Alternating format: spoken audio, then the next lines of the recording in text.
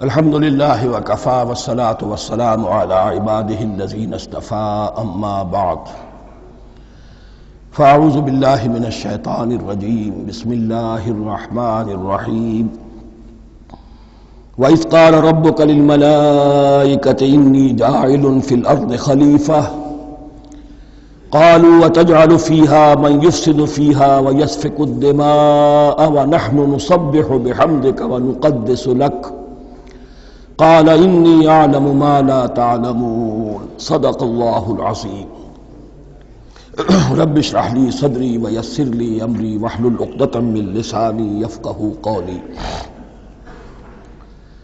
جیسا کہ میں نے عرض کیا تھا، سورہ بقرہ کے پہلے 4 رکوع نہایت اہم ہیں، نہایت جامع ہیں۔ پہلے 2 رکوعوں میں 3 قسم کے انسانوں کی وضاحت کی گئی، 3 قسم کے کردار کے نقشے کھینچ دیے گئے۔ تیسرے رکوع میں قرآن مجید کی دعوت کا خلاصہ آ گیا، توحید فی العقیدہ، توحید فی العمل، یعنی عبادت اللہ کی، ایمان بالرسالت، قرآن مجید کو منزل من اللہ کلام ماننا۔ اس میں اگر شک ہے تو جو بھی چیلنج تھا، اگر واقعتاً تمہیں شک ہے، حقیقت میں شک نہیں ہے، لیکن جیسا کہ تم کہہ رہے ہو کہ تمہیں شک ہے تو کوشش کرو اس کے مقابلے کی ایک صورت بنانا ہو۔ پھر آخرت، جنت اور دوزخ، ان دونوں کا تذکرہ ہو گیا۔ پھر ایک خاص مسئلہ جو قرآن مجید کے اسلوب پر اعتراض کی شکل میں آیا کہ اس میں مچھر جیسی حقیر شے کا بھی تذکرہ ہے، اس کی حکمت بیان کر دی گئی کہ تشبیہ اور تمثیل میں ظاہر بات ہے کہ ممثل لہو اور ممثل بہی میں مناسبت چاہیے۔ جس چیز کے لیے تمثیل بیان کی جا رہی ہے، جس شے سے تمثیل بیان کی جا رہی ہے، ان میں مناسبت ہونی چاہیے، اس میں عظیم یا حقیر کا کوئی سوال نہیں۔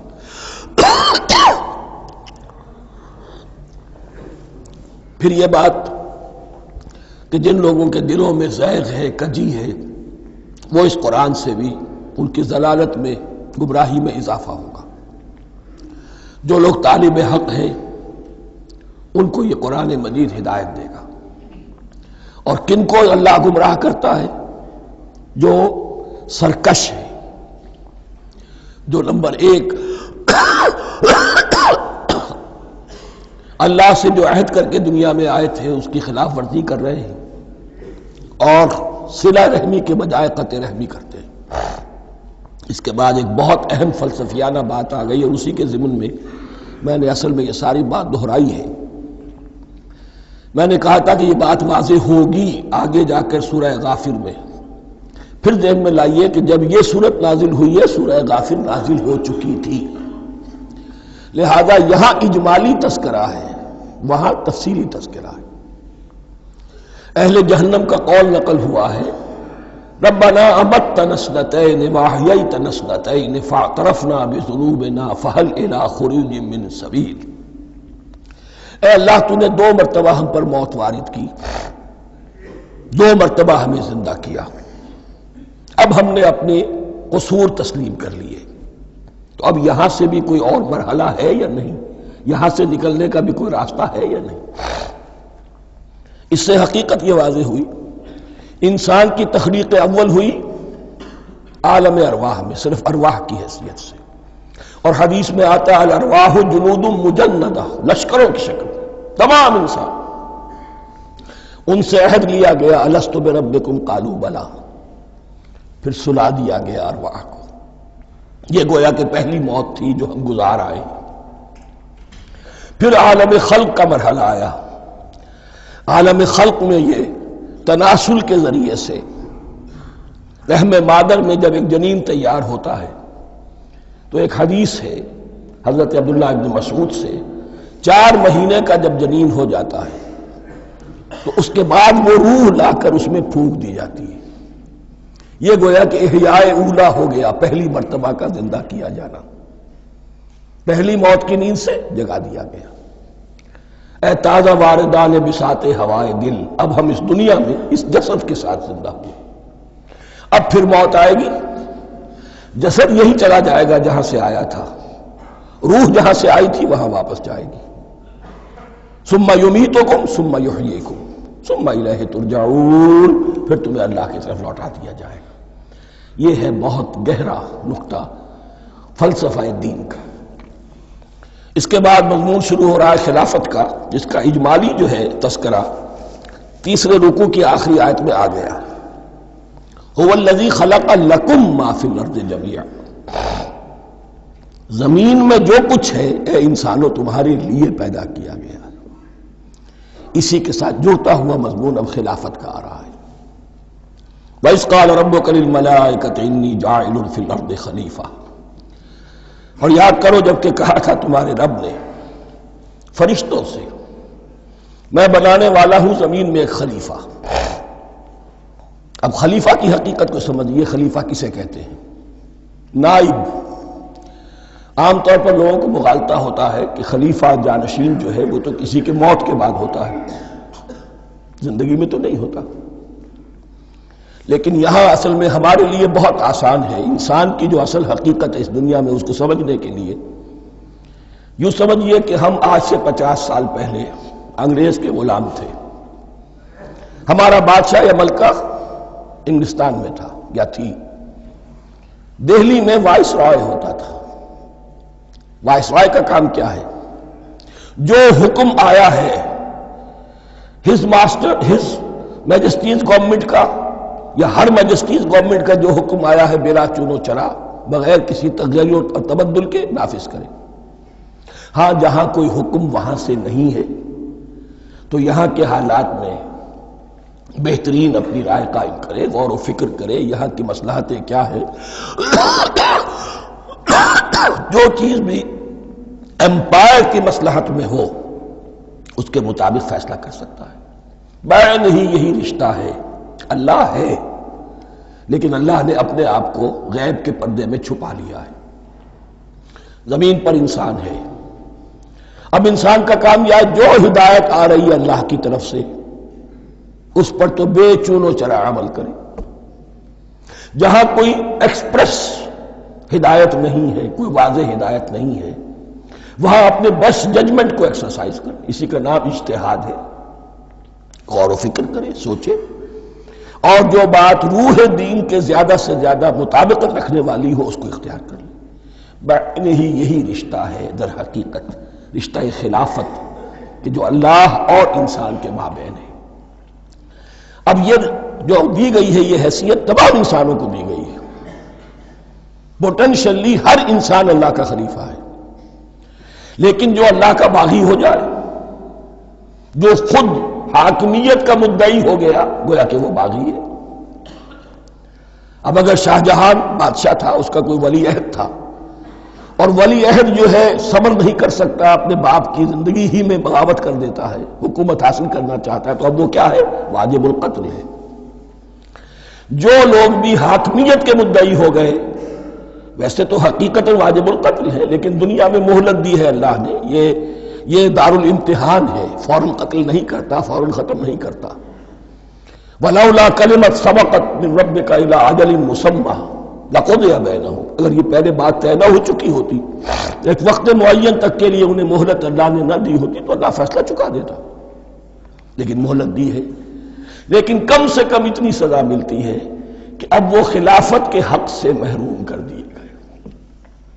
گویا کہ اب خلافت دنیا میں ہوگی خلافت المسلمین. صرف وہی شخص کہ جو اللہ کو مانے اپنا حاکم مطلق، وہ خلافت کا اہل ہے. تو یہ چند باتیں خلافت کی اصل حقیقت کے ضمن میں یہیں پر سمجھ لیجیے. وَإِذْ قَالَ رَبُّكَ لِلْمَلَائِكَةِ إِنِّي جَاعِلٌ فِي الْأَرْضِ خَلِيفَةً قَالُوا أَتَجْعَلُ فِيهَا مَن يُفْسِدُ فِيهَا وَيَسْفِكُ الدِّمَاءَ وَنَحْنُ نُسَبِّحُ بِحَمْدِكَ وَنُقَدِّسُ لَكَ. اور یاد کرو جب کہ تمہارے رب نے کہا تھا فرشتوں سے کہ میں زمین میں خلیفہ بنانے والا ہوں، تو انہوں نے کہا کہ کیا تو بنائے گا اس میں جو فساد مچائے گا اس میں اور خوریزی کرے گا. وَنَحْنُ نُسَبِّحُ بِحَمْدِكَ وَنُقَدِّسُ لَكَ. ہم آپ کی تسبیح اور تحمید اور آپ کی تقدیس میں لگے ہوئے ہیں. قَالَ إِنِّي أَعْلَمُ مَا لَا تَعْلَمُونَ. فرمایا میں جانتا ہوں جو تم نہیں جانتے. اب یہاں سوال پیدا ہوتا ہے کہ فرشتوں کو یہ گمان کیسے ہوا یا یہ خیال کیسے ہوا؟ دو رائے ہیں اس میں۔ ایک تو یہ کہ انسان کی تخلیق سے پہلے اس دنیا میں جنات تھے اور انہیں بھی کچھ اللہ نے تھوڑا سا اختیار دیا تھا اور انہوں نے یہاں فساد مچایا۔ انہی پر قیاس کرتے ہوئے فرشتوں نے سمجھا کہ انسان بھی پھر زمین میں فساد مچائے گا، خونریزی کرے گا۔ ایک دوسری اصولی بات یہ کہی گئی ہے کہ خلافت کا لفظ جب استعمال ہوا تو اس کے معنی ہے کہ کوئی نہ کوئی اختیار بھی ملے گا۔ جنات کے بارے میں خلافت کا لفظ کہیں نہیں آیا، انسان کے بارے میں آ رہا ہے۔ خلیفہ بالکل بے اختیار نہیں ہوتا، جیسا کہ میں نے عرض کیا، جہاں واضح حکم ہے تو اس کی تو تنفیذ، جہاں نہیں ہے وہاں اپنی رائے سے جتنا بھی بہتر سے بہتر سوچ سکتا ہو انسان رائے قائم کرے۔ یہ اختیار جو ہے، ظاہر بات ہے جہاں اختیار ہوگا صحیح استعمال ہونے کا بھی امکان ہے، غلط استعمال ہونے کا بھی امکان ہے۔ اختیار تو بلکہ یہ کہ آپ کا پولیٹیکل سائنس کا تو ایکسیم یہ ہے، authority turns to corrupt and absolute authority corrupts absolutely۔ تو ٹینڈنسی کرپشن کی ہوتی ہے اختیار کے اندر۔ اس بنا پر انہوں نے قیاس کیا کہ اس میں فساد ہوگا، خونریزی ہوگی۔ اللہ تعالیٰ نے فرمایا اپنی حکمتوں سے میں خود واقف ہوں، میں کیوں بنا رہا ہوں یہ میں جانتا ہوں، تم نہیں جانتے۔ وَعَلَّمَ آدَمَ الْأَسْمَاءَ كُلَّهَا، اور اللہ نے سکھا دیے آدم کو تمام کے تمام نام۔ اب اس میں بھی ایک رائے تو یہ ہے، بلکہ اس میں تقریباً اجماع ہے مفسرین کا، کہ اس سے مراد ہے تمام اشیاء کے نام، اور تمام اشیاء کے نام سے مراد ہے ان کی حقیقت کا علم۔ ہیومن نالج جو ہے، اگر آپ اس کا تجزیہ کریں گے تو وہ یہی ہے کہ انسان ایک چیز کو پہچانتا ہے، پھر اس کے لیے ایک نام رکھتا ہے یا کوئی ٹرم اس کے لیے قائم کرتا ہے۔ اس نام یا ٹرم اور اس کے حوالے سے، اصطلاح کے حوالے سے بہت سے حقائق کو اپنے ذہن کے اندر محفوظ کرتا ہے۔ تو گویا کہ ان علمہ آدم الاسماء کلہا، تمام نام سکھا دیے کل مادی کائنات کے اندر جو کچھ وجود میں آنے والا تھا، ان سب کی حقیقت سے پوٹینشلی حضرت آدم کو آگاہ کر دیا۔ یہ پوٹینشل علم ہے، ہیومن نالج، جو ایکوائرڈ نالج ہے، جو انسان کو سم اور بسم اور اپنے اس دماغ کے کمپیوٹر کے ذریعے سے حاصل ہوتا ہے۔ ایک ہے ریویلڈ نالج جو اللہ وحی کے ذریعے سے بھیجتا ہے، ایک ہے ایکوائرڈ نالج، انسان خود علم حاصل کرتا ہے۔ اس نے آنکھوں سے دیکھا، کان سے سنا، نتیجہ نکالا، اور اس کمپیوٹر نے اس کو پروسیس کیا، اس نتیجے کو کہیں میموری کے اندر سٹور کر لیا۔ یہ کمپیوٹر ہے بہت بڑا۔ پھر کچھ اور دیکھا، کچھ اور سنا، کچھ چھو کر معلوم ہوا، کچھ چکھ کر معلوم ہوا، کچھ سونگھ کر معلوم ہوا، کوئی اور نتیجہ نکلا، اسے وہ پاس میموری کے ساتھ اس کو ٹیلی کیا اور نتیجہ نکالا۔ اس طرح رفتہ رفتہ ان السمع والبصر والفؤاد کل اولئک کان عنہ مسئولا، یہ ایکوائرڈ نالج تین چیزوں سے انسان کو حاصل ہو رہا ہے، سماعت، بصارت اور یہ عقل، جو فائدہ اخذ کرتی ہے، جو اس کو پروسیس کرتی ہے، اس تمام جو سینس ڈیٹا اس کو مہیا ہوتا ہے سینس آرگنز کے ذریعے سے۔ یہ علم ہے جو پوٹینشلی حضرت آدم کو دے دیا گیا۔ اس کی ایکسفولیشن ہو رہی ہے، اب درجہ بدرجہ وہ علم پھیل رہا ہے، بڑھ رہا ہے، اور بڑھتے بڑھتے کہاں تک پہنچے گا ہم کچھ نہیں کہہ سکتے۔ کہاں سے کہاں پہنچ گیا انسان۔ اس نصف صدی کے اندر علم انسانی میں جو ایکسپلوژن ہوا ہے، میں اور آپ اس کا تصور تک نہیں کر سکتے۔ اکثر بڑے بڑے جو سائنسدان ہیں انہیں تصور نہیں ہے، اس لیے کہ ایک شخص اپنی لائن فزکس کے بارے میں جانتا ہے کیا کچھ ہو گیا، یا فزکس کی بھی کسی شاخ کے بارے میں جانتا ہے، باقی دوسری جو لائن ہے اسے کچھ پتہ نہیں۔ اسپیشلائزیشن کا دور ہے، لہذا جو ایکسپلوژن کہا جائے، دھماکہ ہوا ہے علم کا، اس کا کوئی اندازہ نہیں ہے ہمارے پاس، اور کس تیزی کے ساتھ وہ چیز آگے بڑھ رہی ہے، کس تیزی کے ساتھ ایک چیز آج جو ایجاد ہوئی چند دنوں کے اندر اندر اس کے بعد اس کا نیا کوئی ورشن آ جاتا ہے اور یہ چیز جو ہے آبسولیٹ ہو جاتی ہے۔ کمیونیکیشن کے اندر جو انقلاب عظیم برپا ہوا، تو آپ یہ سمجھئے کہ اقبال نے جو شعر کبھی کہا تھا کہ عروج آدم خاکی سے انجم سہنے جاتے ہیں، کہ یہ ٹوٹا ہوا تارا مہ کابل نہ بن جائے۔ اور یہ مہ کامل بنے گا کب؟ جب دجال کی شکل اختیار کرے گا۔ دجال کون ہوگا؟ جو ان تمام قواعد طبیعہ کے اوپر قابو پا لے گا، جب چاہے گا جہاں چاہے گا بارش برسائے گا، رزق کے تمام خزانے اپنے ہاتھ میں لے لے گا، جو اس کے اوپر ایمان لائے گا اسی کو ملے گا، کسی اور کو نہیں ملے گا، اس کی آواز پوری دنیا میں سنائی دے گی، وہ چند دنوں کے اندر پوری دنیا کا چکر لگا لے گا۔ یہ ساری چیزیں جو حدیث میں دجال کے بارے میں آئی ہیں وہ اسی علم آدم ایکوائرڈ نالج کے اس حد کو پہنچ جانا کہ وہ ٹوٹل مسٹریز نیچر کی جو ہے وہ اس پر منکشف ہو جائے اور ان قواعد طبیعہ کو وہ ہارنس کر لے، قابو میں لے آئے اور انہیں استعمال کرے۔ کبھی جب ہمارے کسی بہت 200-300ویں کوئی پیڑھی میں کوئی ہمارے جد امجد ہوں گے جنہوں نے کوئی چٹان دیکھی کہ گری، پتھر پر پتھر ٹکرایا تو آگ اس میں سے شعلہ نکلا، اس کا یہ مشاہدہ کافی ہو گیا آگ پیدا کرنے کے لیے۔ پتھروں کو ٹکراؤ آگ پیدا کر لو۔ یہ اس دور کی سب سے بڑی ایجاد تھی، آگ، انرجی۔ اب وہ انرجی کہاں سے کہاں پہنچی؟ وہ آگ نے بھاپ کی شکل اختیار کی، پھر ہم نے بجلی ایجاد کی، اور کب کیا ہے؟ ایٹمک انرجی ہے، اور نبل کیا کیا ہے، اللہ اعلم۔ ان تمام چیزوں کا تعلق ہے خلافت ارضی کے ساتھ۔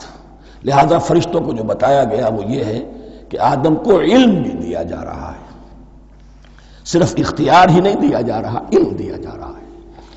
وَعَلَّمَ آدَمَ الْأَسْمَاءَ كُلَّهَا ثُمَّ عَرَضَهُمْ عَلَى الْمَلَائِكَةِ، پھر ان تمام اشیاء کو پیش کیا فرشتوں کے سامنے۔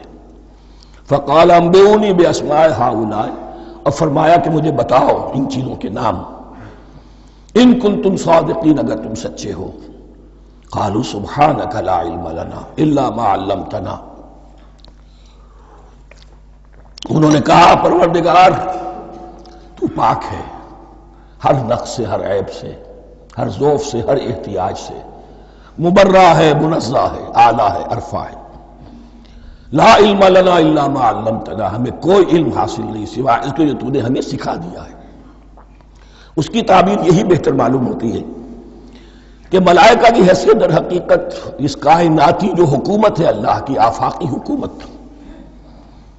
اس کے کارندوں کی ہے، یا اس کے سول سرونٹس ہیں، تو ہر ایک کو صرف اس کے شعبے کے متعلق علم دیا گیا ہے، علم جامع نہیں ہے، تمام چیزوں کا علم یہ معلوم کرنے کی استعداد ان کے پاس نہیں ہے۔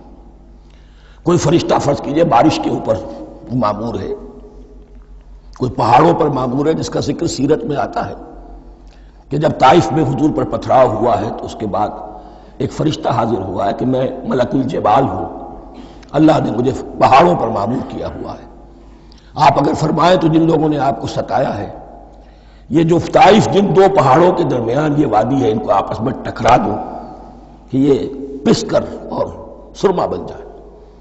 آپ نے فرمایا نہیں، کیا عجب، اللہ تعالیٰ ان کی اگلی نسلوں کو ہدایت دے دے۔ تو فرشتے ہیں، کوئی پہاڑوں پر مامور ہے، کوئی کسی خدمت پر مامور ہے، ان کو علم دیا گیا ہے صرف انہی کی اپنی جو بھی فرائض منصبی ہیں ان کے شعبے سے متعلق، کل نہیں۔ جامعیت جو ہے علم کی وہ ہے کہ جو حضرت آدم علیہ السلام کو پوٹینشلی دے دی گئی، اور جو اب بڑھتے بڑھتے ایک بہت تراور درخت بن چکا ہے۔ سبحانک لا علم لنا الا ما علمتنا انک انت العلیم الحکیم، یقیناً آپ ہی کی ذات ہے جو کل کے کل علم کی حامل ہے، اور جس کے اوپر حکمت بھی، جس کی حکمت بھی کامل ہے۔ باقی تو ہر مخلوق میں سے ہر ایک کا علم ناقص رہے گا۔ العلیم، کل علم کا جاننے والا تو ہی ہے۔ الحکیم، کل حکمت وہ تو تیرے ہی پاس ہے۔ قال یا آدم انبئہم باسمائہم، اللہ نے فرمایا کہ آدم ان کو بتاؤ ان کے نام۔ فلما انباہم باسمائہم، تو جب انہوں نے بتا دیے ان کو، فرشتوں کو، ان کے نام، قال الم اقل لکم انی اعلم غیب السماوات والارض، تو اللہ نے فرمایا کہ میں نے کہا نہیں تھا کہ میں جانتا ہوں آسمانوں اور زمین کی تمام غائب چیزوں کو جو تمہاری نگاہوں سے بھی اوجھل ہے، غیب، میں ہر شے کا جاننے والا ہوں۔ وَأَعْلَمُ مَا تُبْدُونَ وَمَا كُنْتُمْ تَكْتُمُونَ، اور میں جانتا ہوں جو کچھ تم ظاہر کر رہے تھے اور جو کچھ تم چھپا رہے تھے۔ چھپانے میں محسوس ہوتا ہے کہ ان کی خواہش یہ تھی کہ خلافت ہمیں ملے. ہم خدام ادب ہیں، ہر وقت تسبیح و تحمید اور تقدیس میں مصروف ہیں، جو حکم ملتا ہے بجا لاتے ہیں، تو یہ خلافت کسی اور مخلوق کو کیوں ملے؟ یہاں صرف یہ اور بتا دوں کہ یہ چونکہ اب ایک تیسری مخلوق کا ذکر بھی بعد میں آئے گا، 3 صاحب تشخص مخلوقات ہیں اللہ کی، صاحب تشخص، صاحب شعور، جن میں میں کا شعور ہے، انا، میں. ایک ملائکہ ہے، ان کی تخلیق نور سے ہوئی ہے. ایک انسان ہے جن کی تخلیق گارے سے ہوئی ہے. ایک جنات ہیں جن کی تخلیق آگ سے ہوئی ہے. باقی حیوانات ہیں، ان میں شعور تو ہے، خود شعور ہی نہیں ہے. Self consciousness, there is a world of difference between consciousness and self consciousness. انسان جب دیکھتا ہے تو اس کو یہ بھی معلوم ہے میں دیکھ رہا ہوں. کتا بلہ دیکھتا ہے، اسے یہ اندازہ نہیں ہوتا کہ میں دیکھ رہا ہوں. دیکھنے کا ایک نتیجہ ہے جو نکل آتا ہے، لیکن میں کا وجود نہیں ہے. یہ انا، سیلف، ایگو، یہ انسان میں ہے، جنات میں ہے، شعور میں، اور فرشتوں میں ہے. ایک نوری مخلوق، ایک ناری مخلوق، ایک زمین کے اس کرسٹ میں، یہ جو مٹی اور گارے، مٹی اور پانی کا جو ملغوبہ ہے گارے کی شکل میں، اس سے بنا ہے. قال يا آدم انبئهم بأسمائهم فلما انبأهم بأسمائهم قال ألم أقل لكم إني أعلم غيب السماوات والأرض وأعلم ما تبدون وما كنتم تكتمون وإذ قلنا للملائكة اسجدوا لآدم فسجدوا إلا إبليس.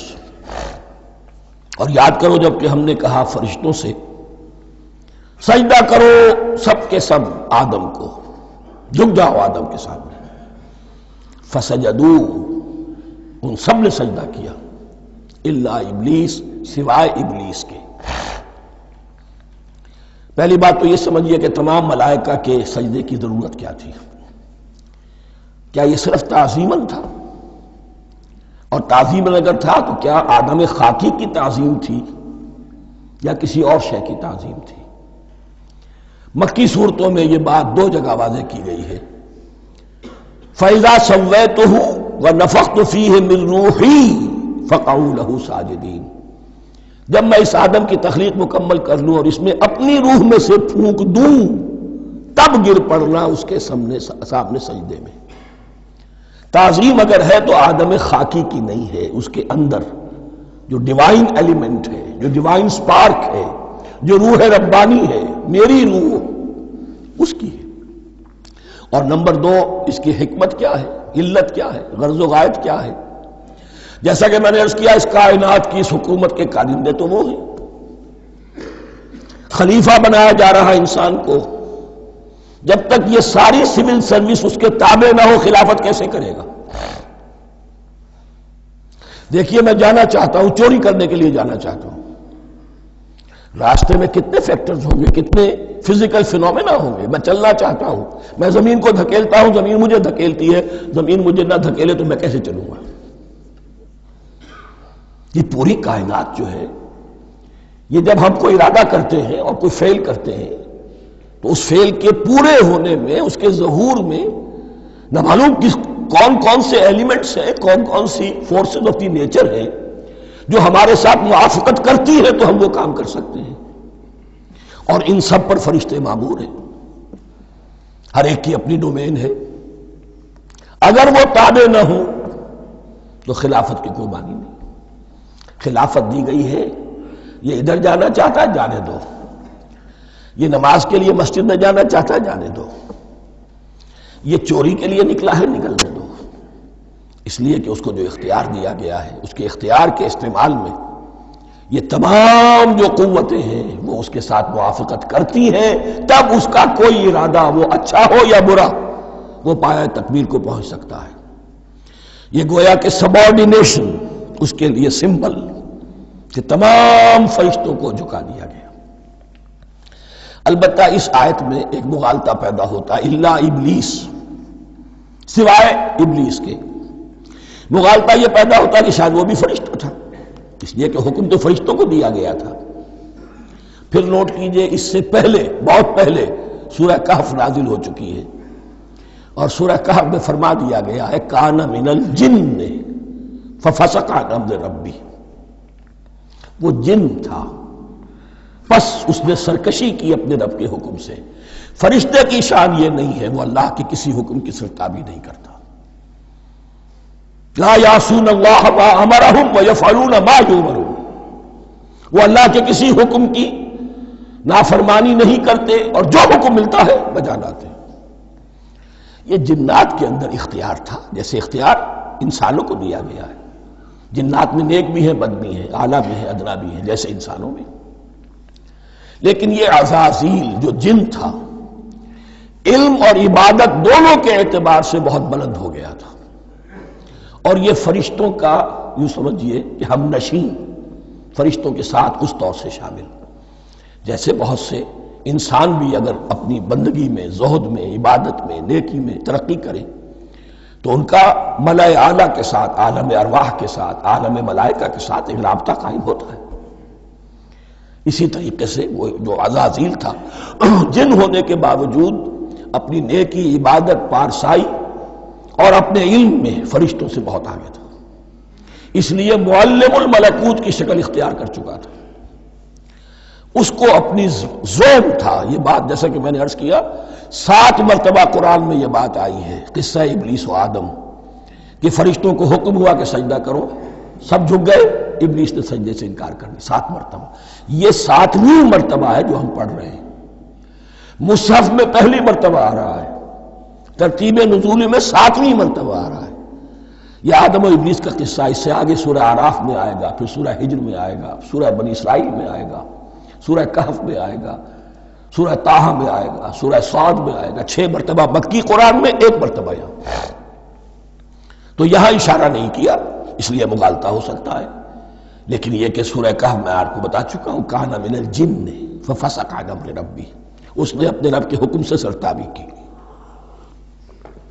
نام اس کا عزازیل تھا، ابلیس اس کا صفاتی نام ہے اب، اس لیے کہ ابلس یبلسو کے معنی ہوتے ہیں مایوس ہو جانا۔ یہ اللہ کی رحمت سے بالکل مایوس ہے، اور مایوس جو ہو جائے وہ شیطان ہو جاتا ہے۔ اب میرا تو چھٹکارا نہیں ہے، جتنوں کو برباد کر سکوں کروں، میری تو عاقبت خراب ہو چکی ہے، جتنوں کو اپنے ساتھ، ہم تو ڈوبے ہیں سنم، تم کو بھی لے ڈوبیں گے۔ اب وہ شیطان اس معنی میں کہ انسان کی عداوت اس کی گھٹی میں پڑ گئی، اس نے اللہ سے پھر اجازت بھی لی کہ مجھے مہلت دے دے، یوم یبعثون، قیامت تک کے دن کے لیے، تو میں ثابت کر دوں گا کہ یہ آدم اس رتبے کا حقدار نہ تھا، مستحق نہ تھا جو اسے دیا گیا۔ انا خیر منہ، میں اس سے بہتر ہوں۔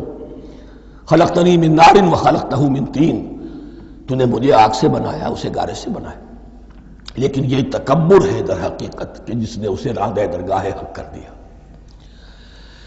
وَإِذْ قُلْنَا لِلْمَلَائِكَةِ اسْجُدُوا لِآدَمَ فَسَجَدُوا إِلَّا إِبْلِيسَ أَبَىٰ وَاسْتَكْبَرَ، ابا اس نے انکار کیا، واستکبر اور تکبر کیا، استکبار کیا، وَكَانَ مِنَ الْكَافِرِينَ۔ کانا عربی زبان میں 2 طرح کا ہوتا ہے، تامہ، ناقصہ۔ ایک معنی یہ ہو سکتے ہیں کہ ہو گیا، اب اپنے اس استکبار اور انکار کی وجہ سے کانا من الکافرین، وہ کافروں میں سے ہو گیا۔ ایک کانا تامہ ہوتا تھا ہی کافروں میں سے، یعنی اس کے اندر سرکشی چھپی ہوئی تھی، اب ظاہر ہو گئی۔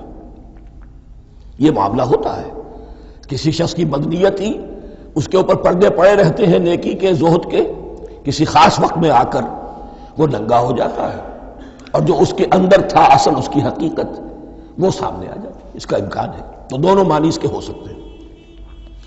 وَقُلْنَا يَا آدَمُ اسْكُنْ أَنْتَ وَزَوْجُكَ الْجَنَّةَ، اور ہم نے کہا کہ اے آدم رہو تم اور تمہاری بیوی جنت میں۔ اب یہ جنت کون سی ہے؟ اکثر حضرات کے نام کر کے نزدیک یہ جنت کہیں آسمان ہی میں تھی، آسمان ہی میں حضرت آدم کی تخلیق ہوئی۔ البتہ یہ سب مانتے ہیں کہ ایک وہ جنت الفردوس جو ہے جس میں جانے کے بعد پھر واپس نکلنے کا کوئی امکان نہیں، یہ وہ جنت نہیں ہے جس میں کہ آخرت میں لوگوں کو جا کر داخل ہونا ہے، اس میں داخل ہونے والے کے نکلنے کا کوئی امکان نہیں۔ ایک رائے یہ بھی ہے، میرا رجحان اس رائے کی طرف ہے، تخلیق آدم اسی زمین پر ہوئی ہے، وہ جن مراحل سے گزری ہے تخلیق وہ ایک علیحدہ مسئلہ ہے۔ بایولوجی اور وحی دونوں اس پر متفق ہیں کہ مٹی سے، کرسٹ آف دی ارتھ سے انسان بنا ہے، اس پر اتفاق ہے، قرآن کا بھی اور بایولوجی کا بھی، جدید علم الحیوانات کا بھی، علم الحیات کا۔ سٹیجز کیا ہیں اس میں اختلاف ہو سکتا ہے، اس کو چھوڑ دیجئے، وہ اس وقت کا بحث نہیں۔ یہی کسی اونچے مقام پر کوئی سرسبز و شاداب علاقہ تھا جہاں حضرت آدم کو رکھا گیا، جہاں ہر طرح کے میوے تھے، ہر شے، لا تظمأ فیہا ولا تضحیٰ، نہ اس میں بھوک لگے گی نہ دھوپ تمہیں ستائے گی، ہر طرح کی چیز تمہیں فراہم ہے۔ وہاں رکھے گئے ہیں صرف ایک ڈیمانسٹریشن کے لیے کہ انہیں نظر آ جائے کہ شیطان میرا دشمن ہے، وہ مجھے ورغلائے گا، طرح طرح سے میرے اندر وسوسہ اندازی کرے گا، میرے اور میری اولاد کے، صرف ایک ڈیمانسٹریشن۔ اس کی مثال یوں سمجھیے کہ سلیکشن تو ہو گیا، سی ایس پی گریڈ میں کوئی شخص آ گیا ہے، لیکن اب وہ سول سروس اکیڈمی میں رکھا جا رہا ہے۔ تو یہ کوئی اکیڈمی ہو سکتا ہے اسی زمین پر ہو، صرف بتانا یہ تھا کہ تمہیں معلوم ہو جائے کہ یہ شیطان تمہارا دشمن ہے۔ اس لیے کہ اس میں جو ایک لفظ حبوط کا آ رہا ہے، وہ حبوط صرف ایک ہی معنی میں نہیں ہوتا، دوسری معنی میں بھی ہے، اللہ عالم۔ یہ چیزیں پھر متشابہات میں رہیں گی، اس لیے ان کے بارے میں کوئی ایک رائے دوسری رائے، اس کے لیے ذہن سے، عقل سے بات کر کے ایک یا دوسری رائے اختیار کر سکتے ہیں۔ وَقُلْنَا يَا آدَمُ اسْكُنْ أَنْتَ وَزَوْجُكَ الْجَنَّةَ، اور ہم نے کہا کہ رہو اے آدم تم بھی اور تمہاری بیوی بھی باغ میں، اس باغ میں، الجنہ اس باغ میں، گویا کہ اشارہ کیا جا رہا ہے۔ وَكُلَا مِنْهَا رَغَدًا حَيْثُ شِئْتُمْ، اور کھاؤ اس میں سے با فراغت جہاں سے چاہو، ہر طرح کا پھل ہے کھاؤ۔ وَلَا تَقْرَبَا هَٰذِهِ الشَّجَرَةَ، یہاں پہ اس درخت کا نام نہیں دیا گیا، اشارہ اس درخت کے قریب مت جانا۔ فَتَكُونَا مِنَ الظَّالِمِينَ، تو تم ظالموں میں سے ہو جاؤ گے،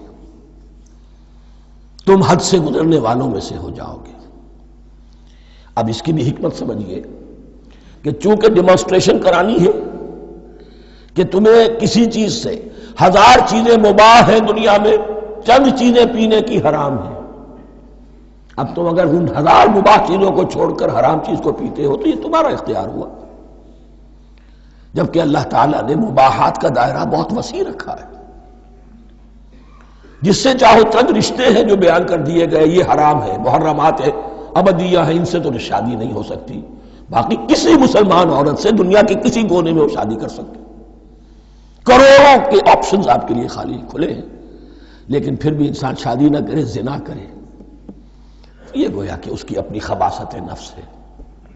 ایک نہیں، دو دو، تین تین، چار چار تک شادی کرو، اجازت ہے تمہیں۔ تو اس اعتبار سے مباحات، اب یہ پورا باغ تمہارے لیے مباح ہے، بس ایک درخت ہے، اس کے پاس نہ جانا، اور درخت کا نام لینے کی کوئی ضرورت نہیں، تو آزمائش تھی نا، صرف ایک آزمائش اور اس کی ڈیمانسٹریشن۔ فَأَزَلَّهُمَا الشَّيْطَانُ عَنْهَا، تو پھسلا دیا ان دونوں کو شیطان نے اس درخت کے بارے میں۔ اب وہ کس کس طریقے سے پھسلایا، یہ بھی جیسا کہ میں نے عرض کیا 6 مرتبہ چونکہ یہ قصہ آ چکا ہے، اس کی آپ کو سورہ طٰہٰ میں تفصیل ملے گی، کس کس طریقے سے پھسلایا اور اس بات کے لیے تیار کیا۔ فَأَخْرَجَهُمَا مِمَّا كَانَا فِيهِ، تو نکلوا دیا ان دونوں کو اس کیفیت میں سے جس میں کہ وہ تھے، وہ کیفیت کہ نہ کوئی مشقت ہے نہ کوئی محنت ہے، اور انسان کو ہر طرح کا اچھے سے اچھا پھل مل رہا ہے، تمام ضروریات فراہم ہیں، اور خاص کوئی حلہ جنت ہے جس کا کہ لباس بھی عطا کیا گیا ہے، لیکن ان کیفیات سے اب نکال کر، اب جسے آپ کہیں گے bitter facts of life، اچھا اب جاؤ، یہ ڈیمانسٹریشن کرنی تھی، ہو گئی، شیطان تمہارا دشمن ہے، تمہارا اور تمہاری نسل کا، شیطان لعین، اور وہ تمہیں پھسلائے گا جیسے آج پھسلایا ہے۔ تم آگاہ رہنا اس کی شرارتوں سے، ان الشیطان لکم عدو فاتخذوہ عدوا، یہ شیطان تمہارا دشمن ہے، اسے اپنا دشمن ہی سمجھو۔ لیکن یہ ہے کہ اگر کچھ لوگ اسے دوست بنا لیں، اس کے ایجنٹ بن جائیں، اس کے کارندے بن جائیں، یہ ان کا چوائس ہے جس کی سزا انہیں ملے گی۔ فَأَخْرَجَهُمَا مِمَّا كَانَا فِيهِ وَقُلْنَا اهْبِطُوا بَعْضُكُمْ لِبَعْضٍ عَدُوٌّ، اور ہم نے کہا اترو، تم سب ایک دوسرے کے دشمن ہوگے۔ اب یہ چونکہ جمع کا صیغہ آیا ہے، ایک دوسرے کے دشمن ہوگے، تو ایک دشمنی تو شیطان اور آدم اور ذریت آدم کی ہے، ایک اور دشمنی بھی ہے جو انسان میں مرد اور عورت کے مابین ہے۔ عورت بھی پھسلاتی ہے، غلط راستے پر ڈالتی ہے، مرد عورتوں کو گمراہ کرتے ہیں، عورتیں مردوں کو گمراہ کرتی ہیں۔ قرآن مجید میں کہا گیا یا ایھا الذین آمنوا ان من ازواجکم واولادکم عدوا لکم فاحذروہم، اہل ایمان چوکنے رہو، چوکس رہو، تمہاری بیویوں اور اولاد میں سے تمہارے دشمن ہیں، بچ کر رہو، کیپ الرٹ، کہیں ان کی محبت تمہیں راہ حق سے منحرف نہ کر دے۔ تم ایک اچھا کام کرنا چاہتے ہو، بیوی رکاوٹ بن گئی، بیوی کو اچھا کام کرنا چاہتی، شوہر رکاوٹ بن گیا، تو یہ محبت نہیں ہے، یہ عداوت ہے۔ اس حوالے سے بعضکم لبعض عدو وَلَكُمْ فِي الْأَرْضِ مُسْتَقَرٌّ وَمَتَاعٌ إِلَىٰ حِينٍ، اور تمہارے لیے اب زمین میں مستقر ہے، جائے قیام ہے اور متاع ہے، ضرورت کی چیزیں ہیں ہم نے فراہم کر دی ہیں، اِلَىٰ حِين، لیکن ایک وقت معین تک کے لیے، یہ ابدی نہیں ہے، ایک وقت آئے گا یہ بساط ہم لپیٹ دیں گے۔ یوم نطوی السماء کطی السجل للکتب، جس دن کہ ہم تمام فضاؤں کو اور تمام خلاؤں کو، تمام آسمانوں کو اس طرح لپیٹ لیں گے جیسے کتابوں کا تمار لپیٹ لیا جاتا ہے۔ ایک وقت آئے گا، یہ تخلیق الی اجل مسمى ہے، الی حین ہے۔ فتلقى آدم من ربہ کلمات فتاب علیہ، تو سیکھ لیے، حاصل کر لیے آدم نے اپنے رب سے کچھ کلمات، تو اللہ نے ان کی توبہ قبول کر لی۔ اب اس کی وضاحت سورہ اعراف میں ہے، یہ تو چونکہ پس منظر میں وہ 2/3 قرآن موجود ہے، اس کی وضاحت کیا ہے کہ حضرت آدم میں سخت پشیمانی پیدا ہوئی ہے، میں نے کیا کیا، مجھ سے خطا سرزد ہو گئی، اللہ کے حکم کی میں نے خلاف ورزی کی، لیکن ان کے پاس الفاظ نہیں تھے کن الفاظ میں اللہ سے استغفار کریں، کن الفاظ میں اللہ سے معافی چاہیں۔ اللہ کی رحمت یہ ہوئی کہ اللہ نے الفاظ انہیں خود تلقین فرما دی۔ یہ اللہ کی شان رحیمی ہے۔ اصل شے جو ہے وہ انسان کے اندر گناہ پر ندامت کا پیدا ہو جانا ہے، یہ اصل توبہ ہے۔ علامہ اقبال نے جو بڑی اپنی آغاز عنفوان شباب میں جو اشعار کہے تھے، ان میں سے ایک شعر کو سن کر پھڑک اٹھے تھے اس وقت کے اساتذہ بھی۔ موتی سمجھ کے شان کریمی نے چن لیے، قطرے جو تھے میرے عرق انفعال کے، انفعال کہتے ہیں شرمندگی کو، شرمندگی سے میری پیشانی پر جو پسینے کے قطرے نمودار ہو گئے، میرے پروردگار کو وہ اتنے عزیز ہوئے، اس نے انہیں موتی کی طرف چن لیا۔ موتی سمجھ کے شان کریمی نے چن لیے، قطرے جو تھے میرے عرق انفعال کے، تو فتلقى آدم من ربہ کلمات، ان پر پچھتاوا ہوا، ندامت ہوئی، اللہ نے انہیں الفاظ، وہ الفاظ کیا تھے وہ سورہ اعراف میں ہیں، ربنا ظلمنا انفسنا وان لم تغفر لنا وترحمنا لنکونن من الخاسرین، اے اللہ ہم نے اپنی جانوں پر ظلم کیا ہے، اور اگر تو نے ہمیں بخش نہ دیا اور رحم نہ فرمایا تو ہم تو خسارہ والوں میں ہو جائیں گے، تباہ ہو جائیں گے، برباد ہو جائیں گے۔ یہی پر فوری تقابل موجود ہے۔ غلطی ابلیس سے بھی ہوئی، حکم سے سرتابی ہوئی، لیکن اس پر ندامت نہیں ہوئی، تکبر کی بنا پر اور اکڑ گیا، انا خیر منہ۔ غلطی آدم سے بھی ہوئی، نافرمانی ہوئی، لیکن اس پر پشیمان ہوئے اور توبہ کی۔ وہ شیطنت ہے، یہ آدمیت ہے، ورنہ کوئی انسان گناہ سے اور معصیت سے مبرہ نہیں ہے۔ حضور کی ایک حدیث ہے کلو بنی آدم کلکم خطاؤون کلو بنی آدم خطاؤون وخیر الخطائین التوابون، آدم کے تمام اولاد تمام انسان خطا کار ہیں، ان خطا کاروں میں بہتر وہ ہیں، اچھے وہ ہیں جو توبہ کرتے ہیں۔ تو یہاں حضرت آدم سے غلطی ہوئی، انہوں نے توبہ کی، پشیمانی ہوئی، ندامت ہوئی، اس نے کی اور اس پر جم گیا، اصرار کیا۔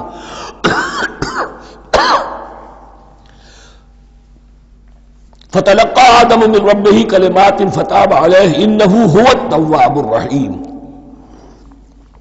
یقیناً وہی تو ہے بہت توبہ کو قبول فرمانے والا اور بہت رحم فرمانے والا۔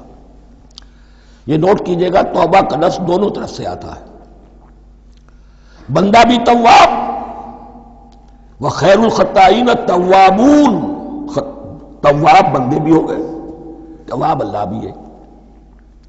اس کی اصل حقیقت کیا ہے؟ بندے نے خطا کی اور دور ہو گیا اللہ سے، اللہ نے اپنی رحمت کی نگاہ اس سے پھیر لی۔ بندے نے توبہ کی، اللہ پھر اپنی رحمت کے ساتھ اس کی طرف متوجہ ہو گیا۔ توبہ کے معنی پلٹنا، بندہ معصیت سے توبہ کر کے اپنی اصلاح کی طرف، بندگی کی طرف، اطاعت کی طرف پلٹ آیا۔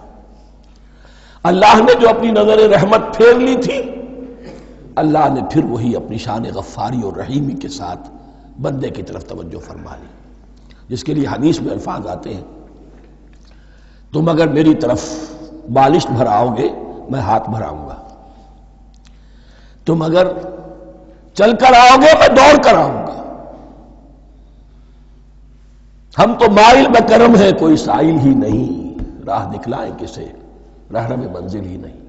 وہ تو تواب ہے، بس فرق یہ ہے کہ تابہ بندے کے لیے ہوگا تو الہ ہوگا، تابہ الہ، انی تبت الیک، اور جب اللہ کی طرف سے ہوگا تابہ علیہ، وہ اعلیٰ ہوگا، اس پر توبہ کی، یعنی اللہ کی بلند شان ہے تو انسان توبہ کرتا ہے تو اس کی طرف توبہ کرتا ہے، اللہ کی شان کیا ہے؟ وہ توبہ کرتا ہے تو بندے پر اعلیٰ، فتاب علیہ انہ هو التواب الرحیم۔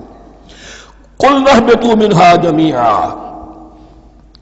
ہم نے کہہ دیا اتر جاؤ اس سے اب تم سب کے سب، فَإِمَّا يَأْتِيَنَّكُم مِّنِّي هُدًى، اب یہاں لفظ آیا اہبطوا، یہاں بھی پہلے بھی آیا ہے۔ جو حضرات یہ سمجھتے ہیں کہ تخلیق آدم آسمانوں پر ہوئی ہے اور جنت بھی وہ آسمان میں ہے جہاں رکھے گئے تھے، آزمائشی یا ٹریننگ یا ڈیمانسٹریشن والی جنت، وہ یہاں حبوط کا ترجمہ کریں گے کہ آسمان سے زمین پر اترنے کا حکم دیا گیا۔ جو لوگ سمجھتے ہیں یہی کسی بلند مقام پر تھے، وہ کہتے ہیں کہ نیچے اترو، کسی بڑی اونچی سطح مرتفع پر اگر کوئی جگہ تھی تو اب نیچے اترو اور جاؤ، اب تمہیں زمین میں ہل چلانا پڑے گا، اب روٹی حاصل کرنے کے لیے یہ جو نعمتوں کے دسترخوان یہاں بچھے ہوئے تھے یہ اب تمہارے لیے نہیں ہے۔ اس کے لیے اس معنی میں اس لفظ کا استعمال جو ہے وہ آ جائے گا آگے چل کر اسی سورہ بقرہ کے اندر، کہ اس معنی میں بھی سورہ بقرہ کے 7ویں رکوع میں یہ لفظ استعمال ہوا ہے، تو امکان اس کا بھی ہے۔ بس اس سے آگے ادھر یا ادھر کی زیادہ بحث کرنے کا یہ موقع دورہ ترجمہ قرآن میں نہیں ہے۔ قُلْ اهْبِطُوا مِنْهَا جَمِيعًا فَإِمَّا يَأْتِيَنَّكُم مِّنِّي هُدًى فَمَن تَبِعَ هُدَايَ فَلَا خَوْفٌ عَلَيْهِمْ وَلَا هُمْ يَحْزَنُونَ، تو جب بھی آئے گی تمہارے پاس میری جانب سے کوئی ہدایت، تو جو کوئی میری ہدایت کی پیروی کرے گا اس کے لیے نہ خوف ہوگا اور نہ وہ حزن سے دوچار ہوگے۔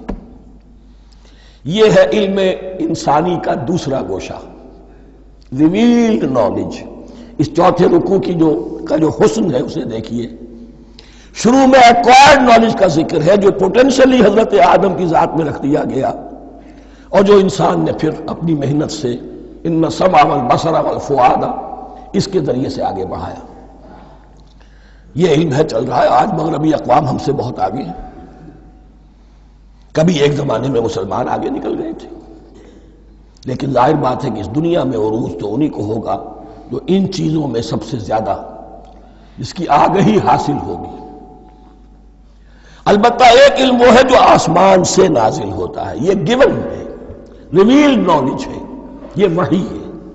فَإِمَّا يَأْتِيَنَّكُم مِّنِّي هُدًى، تمہارے مقام خلافت کا تقاضا یہ ہے جو احکام ہمارے آئے، جو ہدایات ہم بھیجیں، ان کو تو پوری طریقے سے اس کی پیروی کرو۔ فَمَن تَبِعَ ہدایا، تو جو کوئی بھی میری ہدایت کی پیروی کرے گا، فَلَا خَوْفٌ عَلَيْهِمْ وَلَا هُمْ يَحْزَنُونَ وَالَّذِينَ كَفَرُوا، اور جو ناشکری کریں گے، کفر کریں گے، انکار کریں گے، وَكَذَّبُوا بِآيَاتِنَا، اور ہماری آیات کو جھٹلائیں گے، فَأُولَٰئِكَ أَصْحَابُ النَّارِ هُمْ فِيهَا خَالِدُونَ، تو وہ جہنمی ہوں گے، آگ والے ہوں گے، اس میں ہمیشہ ہمیشہ رہیں گے۔ یہ ہے گویا کہ چارٹر، اس نوع انسانی کو جو ابدی چارٹر اللہ نے دیا ہے۔ جبکہ زمین کا چارج دے دیا گیا خلیفہ کی حیثیت سے۔ یہاں یہ 4 رکوع جو ہے سورہ بقرہ کے، جو میں نے عرض کیا تھا، قرآن کی دعوت، قرآن کا بنیادی فلسفہ، اس پر یہ جام ہے، اور یہ مکی صورتوں کے مضامین کا خلاصہ۔ اب یہاں سے شروع ہو رہا ہے 5ویں رکوع سے، مسلسل 10 رکوع، مسلسل خطاب ہے بنی اسرائیل سے۔ البتہ ان میں ایک تقسیم ہے، پہلے رکوع میں دعوت ہے۔ دعوت جب ہوتی ہے تو آمادہ کرنا، تشویق، ترغیب، دلجوئی، نرمی، یہ دعوت کے اجزاء لا ینفک ہیں، اس کے بغیر دعوت مؤثر نہیں ہوتی۔ لہذا ان 7 آیات میں یہ یوں سمجھیے کہ ان 10 رکوعوں کے لیے یہ بمنزلہ فاتحہ ہے، جیسے سورہ فاتحہ 7 آیتوں کی، ایسے ہی اس دعوت سابقہ امت مسلمہ کو دعوت دی جا رہی ہے۔ تو کس طرح دی جا رہی ہے؟ یہ کون تھے؟ یہ بھی مسلمان ہی تو تھے نا، کافر تو ہو گئے حضور کا انکار کر کے، ورنہ وہ موسیٰ کے ماننے والے، شریعت ان کے پاس، بڑے بڑے علماء ان میں، علم کا چرچا ان میں، سب کچھ تھا، ان کو دعوت دی جا رہی ہے۔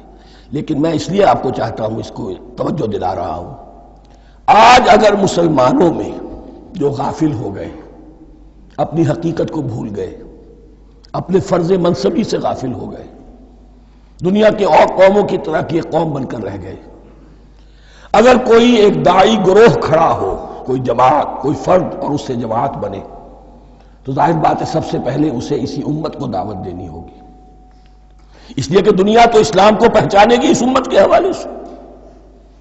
فزیشن ہیل تھائی سیلف، پہلے یہ تو ٹھیک ہو، یہ کہیں پر صحیح اسلام کا نمونہ پیش کرے تو دنیا کو دعوت دے سکو گے، آؤ دیکھو یہ ہے اسلام۔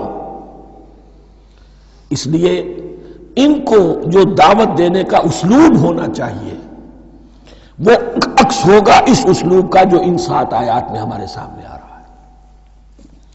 یا بنی اسرائیل اذکروا نعمتی التی انعمت علیکم، اے بنی اسرائیل، اسرائیل کو سمجھ لیجئے یہ مرکب لفظ ہے، اسم، اسی سے اسیر بنا ہے، اسیر جو کسی کا قیدی ہوتا ہے، ایل عبرانی میں اللہ کے لیے ہے، اور اسرائیل کا ترجمہ ہے عبداللہ، اللہ کا غلام، اللہ کے ساتھ بندھا ہوا، اس کی اطاعت کے قلاتے کے اندر۔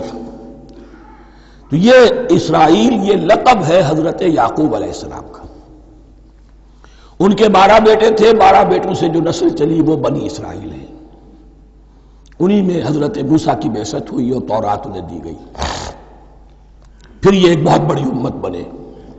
ان پر 4 ادوار آ چکے تھے قرآن مجید کے نزول کے وقت تک، 2 مرتبہ اللہ کی رحمت کی بارشیں ہوئیں، انہیں عروج نصیب ہوا، 2 مرتبہ ان کو دنیا پرستی، شہوت پرستی، اللہ کے احکام کو پس و پیش ڈال دینے کی سزا میں عذاب کے کوڑے ان پر برسے۔ اس کا ذکر آئے گا سورہ بنی اسرائیل کے پہلے رکوع میں۔ اس وقت جب کہ قرآن نازل ہو رہا ہے، اس وقت وہ اپنے اس زوال کے دور میں تھے۔ حال یہ تھا کہ حضور صلی اللہ علیہ وسلم کی بعثت سے پہلے ہی 2nd ٹیمپل بھی شہید کیا جا چکا تھا، گرایا جا چکا تھا۔ حضرت سلیمان نے جو بنایا تھا ہیکل سلیمانی، جس کو یہ 1st ٹیمپل کہتے ہیں، اسے نیبوکدنضر نے گرا دیا تھا حضرت مسیح سے بھی کئی سو سال پہلے۔ لیکن اس کے بعد پھر یہ رومنز نے سن 70 عیسوی میں حضور کی ولادت سے 500 برس پہلے ان کا یہ یروشلم تباہ و برباد ہوا، اس میں لوگوں کو قتل کیا گیا، قتل عام ہوا، اور سیکنڈ ٹیمپل جو ہے وہ بھی گرا دیا گیا، جو اب تک گرا پڑا ہوا ہے۔ صرف ایک ویلنگ وال ہے جس کے پاس جا کر یہودی جو ہے ماتم کر لیتے ہیں، روتے ہیں، اور اب وہ بنانے پر تلے ہوئے ہیں اپنا تھرڈ ٹیمپل، اس کے نقشے بن چکے ہیں، بلو پرنٹ بن چکے ہیں۔ لیکن بہرحال جس وقت قرآن نازل ہو رہا تھا یہ بہت ہی پستی میں تھے۔ اس کے بارے میں فرمایا، اے بنی اسرائیل ذرا یاد کرو میرے اس انعام کو جو تم پر ہوا۔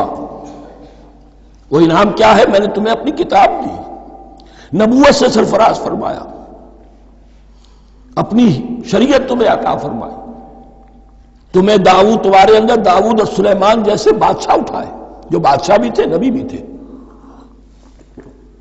وَأَوْفُوا بِعَهْدِي، اور میرے وعدے کو پورا کرو تاکہ میں بھی اپنے وعدے کو پورا کروں۔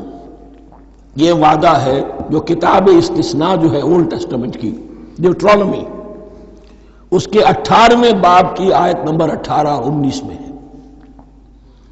حضرت موسیٰ سے خطاب کر کے اس میں اللہ نے یہ الفاظ فرمائے، میں ان کے بھائیوں میں سے تیرے مانند ایک نبی برپا کروں گا اور اس کے منہ میں اپنا کلام ڈالوں گا، اور وہ وہی کچھ بتائے گا جو میں اس سے کہوں گا۔ یہ گویا کہ حضرت موسیٰ علیہ السلام کی امت کو بتایا جا رہا تھا کہ نبی آخر الزماں آئیں گے اور تمہیں انہیں قبول کرنا ہے۔ قرآن مجید میں اس کا بڑا تفصیلی ذکر سورہ اعراف میں آئے گا انشاءاللہ، لیکن یہاں فرمایا اوفوا بعہدی اوف بعہدکم، تم میرا عہد پورا کرو، میرے اس نبی کو تسلیم کرو، اس پر ایمان لاؤ، اس پر کی صدا پر لبیک کہو، تو میں تمہیں میرے انعام و اکرام اور بڑھتے چلے جائیں گے۔ وَإِيَّايَ فَارْهَبُونْ، اور صرف مجھ سے ڈرو۔ وَآمِنُوا بِمَا أَنزَلْتُ مُصَدِّقًا لِمَا مَعَكُمْ، اور ایمان لاؤ اس پر جو میں نے نازل کیا ہے، جو تمہارے پاس جو تورات ہے اس کی تصدیق کرتے ہوئے آیا ہے۔ اس کے دو معنی ہے، ایک تو قرآن تصدیق کرتا ہے تورات کی اور انجیل کی، فیہا ہدی و نور، فیہ ہدی و نور، اور دوسرے یہ کہ قرآن اور محمد صلی اللہ علیہ وسلم ان پیشین گوئیوں کے مصداق بن کر آئے ہیں جو تورات میں تھی، ورنہ وہ پیشین گوئیاں جھوٹی ثابت ہوتی۔ ان کے مصداق کون ہے؟ قرآن اور محمد صلی اللہ علیہ وسلم، یہ دونوں معنی اس کے ہیں۔ وَآمِنُوا بِمَا أَنزَلْتُ مُصَدِّقًا لِمَا مَعَكُمْ وَلَا تَكُونُوا أَوَّلَ كَافِرٍ بِهِ، اور دیکھو تم ہی سب سے پہلے ان کا کفر کرنے والے نہ بن جاؤ۔ تمہیں تو سب کچھ معلوم تھا، تم تو منتظر تھے، تم تو آخری نبی کے انتظار میں تھے اور ان کے حوالے سے دعائیں کیا کرتے تھے کہ اللہ اس نبی آخر الزمان کے واسطے سے ہماری مدد فرما اور کافروں کے مقابلے میں ہمیں فتح عطا فرما۔ یہ آئے گا آگے چل کر اسی سورۃ بقرہ کے اندر۔ لیکن اب تم ہی سب سے بڑھ کر کافر ہو گئے، تم ہی سب سے بڑھ کر دشمن ہو گئے۔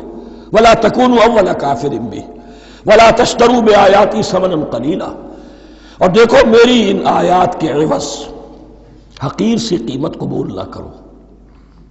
یہ آیات الہیہ ہیں، ان کو رد کر رہے ہو کس لیے؟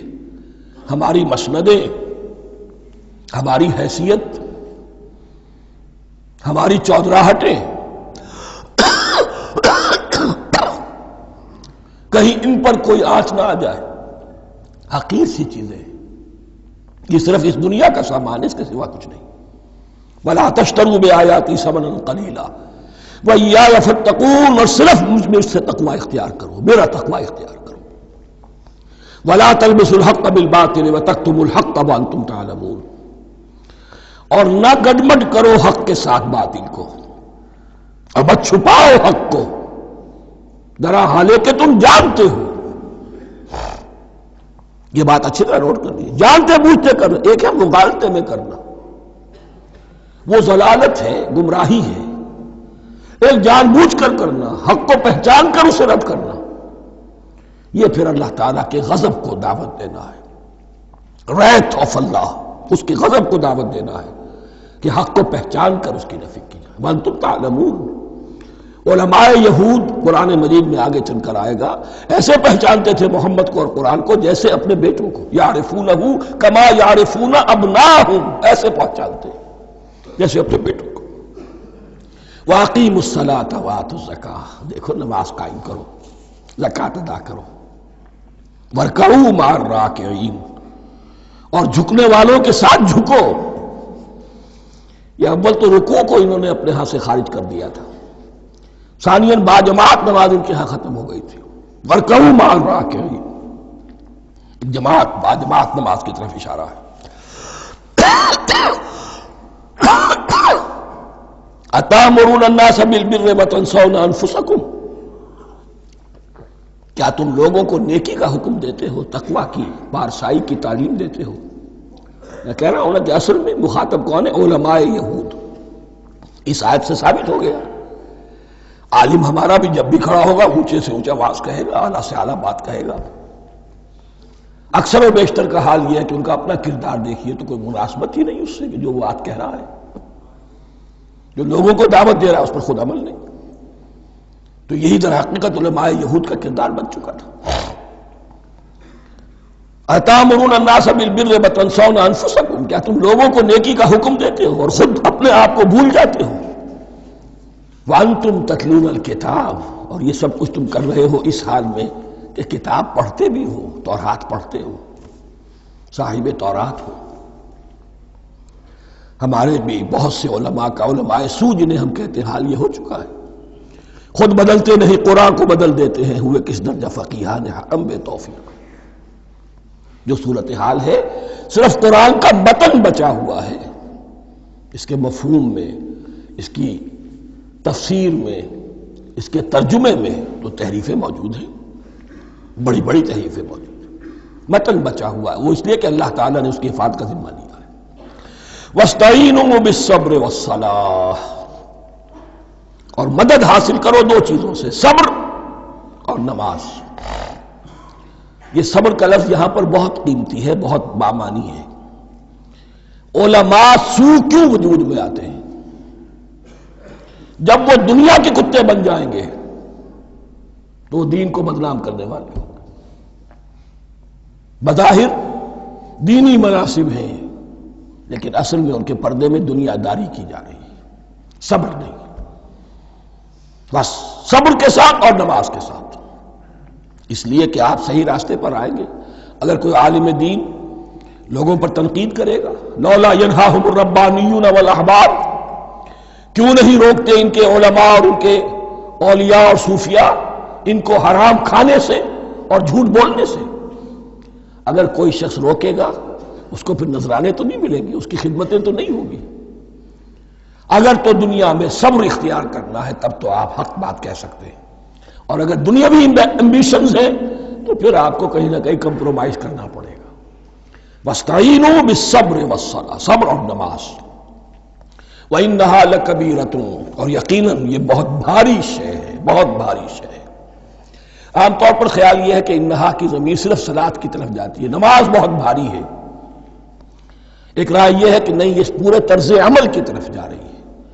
یہ طرز عمل کہ خود صبر کرو، اس دنیا میں صبر کرو، دنیا اور دنیا کے متعلقات میں کم سے کم پر قانع ہو جاؤ، اور حق کا بول بالا کرنے کے لیے میدان میں آ جاؤ، یہ طرز عمل۔ اور اس میں پھر نماز، الصلاۃ عماد الدین۔ وَإِنَّهَا لَكَبِیرَةٌ إِلَّا عَلَى الْخَاشِعِینَ،